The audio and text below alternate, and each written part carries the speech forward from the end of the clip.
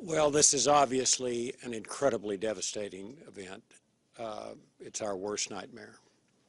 The entire OSU family is very close indeed, and to lose anyone, and especially these two individuals who were incredible life forces in our family, it's worse beyond words. Ann and I were with the family this morning, and they need all of our prayers, all of our support. When something like this happens, and God forbid it happened again, we have to pull together as a family. We got to try to do that. I think this is the longest I've gone without tearing up. So, as Gary says, we don't know a lot about what happened and how it happened, but we know they're gone, and at least from our presence. But I know they're here in our hearts. So I just ask everyone to pull together and to support each other, and the Budke family and the Serna family in every way possible. So I'll take questions. Burns, if you can just put into words what Kurt did here, and it's remarkable the success he had, just the person that he was, to lead this. Well, you know, I think people don't fully appreciate, who are not in athletics and certainly not in the coaching profession, I don't know how much they appreciate what incredible mentors these people are to their teams. I've always said coaching is a lot more about psychology than it is about the nuts and bolts of the particular sport. Our coaches everywhere, guide their students in developing the life skills that they need to be successful in life. Perseverance, hard work, practice, all the dedication that's required.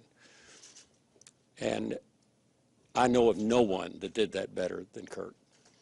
Ann and I were also very fond of Miranda. She was from an area in New Mexico that we know very well.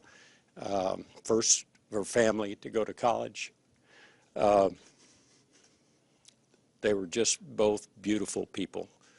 And I'd love to be the man that Kurt Budke is and the person that Miranda was.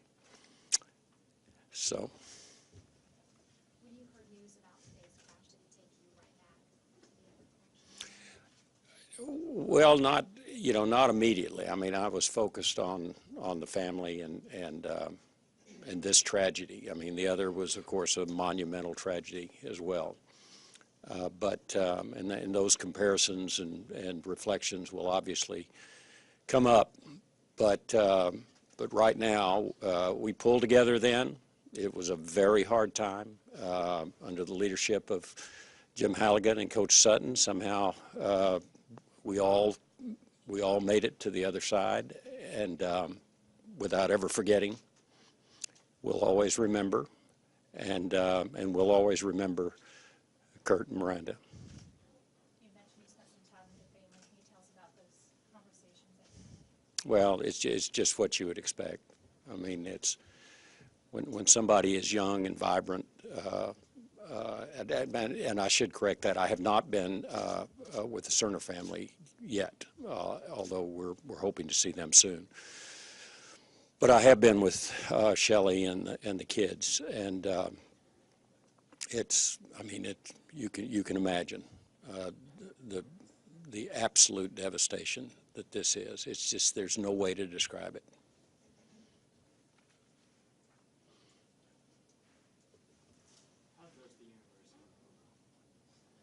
How does the university what? How does the university what do you think? Well, as I say, you got to pull together, but you don't forget. Remembering is part of the whole process, I think, and receiving inspiration from their lives. But But there's nothing easy. Right now, it's a lot of hugs and a lot of tears. What was the last communication you went after with Kurt or Miranda? You mean that I had, or You had or anyone? yeah? Well, I'd see them all the time. I mean, I'd often see Kurt and or Miranda somewhere around the Gallagher Arena here. They were here all the time. As far as last communications, Jim might have a better feel for that. How will you move forward with the team, Burns? I mean, just feel out what they feel like doing as they move forward. Obviously, not play this weekend, but move forward with that. Well, obviously, their connection is deeper than theirs, and the coaches are deeper, and the staff are deeper than anybody else's. And I think we do have to be very sensitive to their situation and not to push anybody. In fact, I appreciate Jim being here, but told him he didn't have to be. He wanted to be. Okay. How tough is this? Obviously, with all the excitement going on with your football team, have such a tragedy like this. Well, it's just a cold slap of realism. As I say, I think the most important thing about sports are what the players learn from it and what we should learn from it in reviewing them. But you know, that's just the sport. This is life or death, and then sadly, it's death.